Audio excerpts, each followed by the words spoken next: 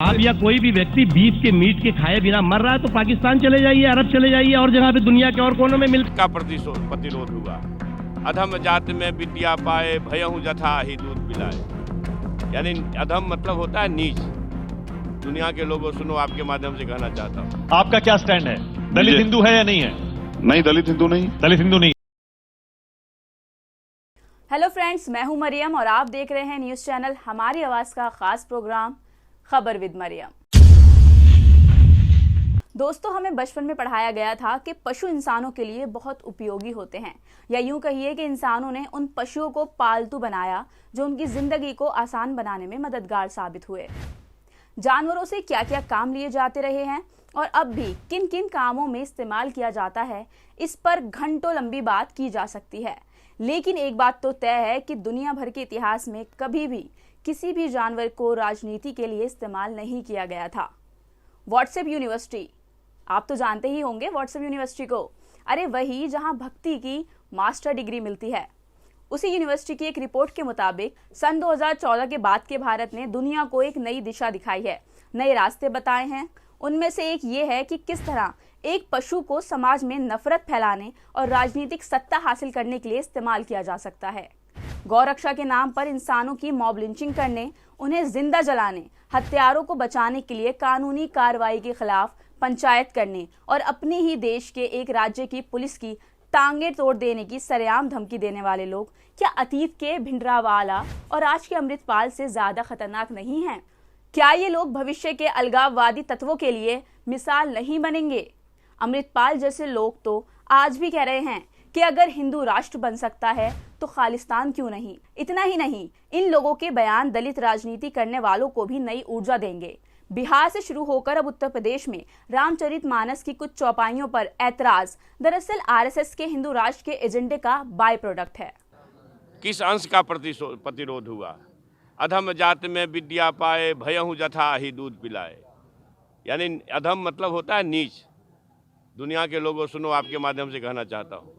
नीच जाति के लोगों को शिक्षा ग्रहण करने का अधिकार नहीं था, और उसमें कहा गया है कि नीच जाति के लोग शिक्षा ग्रहण करके जहरीला हो जाते हैं, जैसा कि सांप दूध पीने के बाद होता है। इसमें कुछ अंश ऐसे हैं जिसमें हमें पहले भी घोर आपत्ति था। कई बार मैं और भी इसको सार्वजनिक रूप से मंचों से भी कहा हूं, आज फिर कह रहा हूं कि किसी भी धर्म को किसी को भी गाली देने का अधिकार नहीं। इस अंश को सरकार को संज्ञान लेते हुए जो आपत्तिजनक अंश है उसे बाहर करना चाहिए। आपका क्या स्टैंड है? दलित हिंदू है या नहीं है? नहीं, दलित हिंदू नहीं। दलित हिंदू नहीं है। इसके बावजूद अगर आप कहते हैं आरएसएस या भारतीय जनता पार्टी के लिए गाय एक भावनात्मक मुद्दा है, राजनीति नहीं, तो यकीनन आपकी डिग्री व्हाट्सएप यूनिवर्सिटी की ही है, जिसकी ट्यूशन क्लासेस दिन भर गोदी मीडिया चैनल पर चलती रहती है। लेकिन कुछ ज्ञान हम भी आपको देना चाहते हैं, ऐसा ज्ञान जिससे आपको प्राउड फील हो, गर्व का एहसास हो। आपको ये जान के गर्व होना चाहिए कि बीफ एक्सपोर्ट में हमारे मुस्लिम बहुल पड़ोसी देशों में पाकिस्तान, अफगानिस्तान, बांग्लादेश की कोई हैसियत नहीं है। इस मामले में हम नंबर 1 पर हैं। आपको गर्व करना चाहिए कि अल कबीर, अल नूर, अरेबियन जैसे नाम मुस्लिम ढाबों के नहीं बल्कि देश की सबसे बड़ी बीफ एक्सपोर्ट कंपनियों के हैं। आगे सुनिए, सतीश सबरवाल, सुनील कपूर, मदन एबट, सुनील सूद, ओपी अरोड़ा, कमल वर्मा, एस शास्त्री कुमार, राजेंद्र वगैरह वगैरह राजस्थान में जिंदा जलाए गए नासिर और जुनैद के रिश्तेदार नहीं बल्कि देश भर में फैले उन बूचड़ खानों के मालिक हैं जहां मोनू मानेसर और उसके साथियों की भावनाओं को पैक करके मुस्लिम देशों में भेजा जाता है। हैरत हुई ना दोस्तों? यहाँ हम ये बात साफ कर देना चाहते हैं कि हमें किसी भी धर्म से जुड़े मांस व्यापारियों से कोई ऐतराज नहीं है। ये सभी भारत के सम्मानित नागरिक हैं और देश की अर्थव्यवस्था में सभी बीफ एक्सपोर्टर्स का बड़ा योगदान है। हमें ऐतराज है तो आरएसएस और भाजपा के डुअल स्टैंडर्ड से, जहां किसी भी तरह सत्ता हासिल करने की गंदी राजनीति एक तरफ गौ रक्षा को भारत रक्षा का प्रतीक बनाकर भोले भाले लोगों को हत्यारा बना रही है, तो दूसरी तरफ गोवा और उत्तर पूर्व राज्यों में गौ मांस भक्षण करने वालों को अपने कैबिनेट में मंत्री भी बनाती है। देखिए दो भाजपाइयों के बयानों में कंट्राडिक्शन यानी विरोधाभास। तो अगर आप या कोई भी व्यक्ति बीफ के मीट के खाए बिना मर रहा है तो पाकिस्तान चले जाइए, अरब चले जाइए और जगह पे दुनिया के और कोनों में मिलता है। संख्यक लोग बीफ खाते हैं। मैं अरुणाचल प्रदेश से हूँ, मैं बीफ खाता हूँ।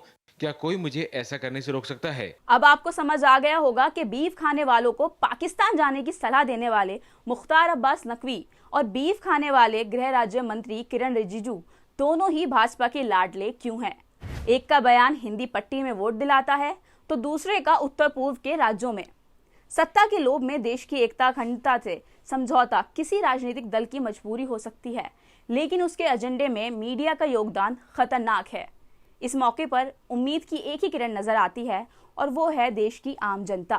हमारी वीडियो देखने के लिए आपका बहुत बहुत शुक्रिया। अगर आप चाहते हैं हम ऐसी ही और वीडियो बनाएं तो हमारे चैनल को सब्सक्राइब कीजिए, वीडियो को लाइक कीजिए और ज्यादा से ज्यादा शेयर कीजिए।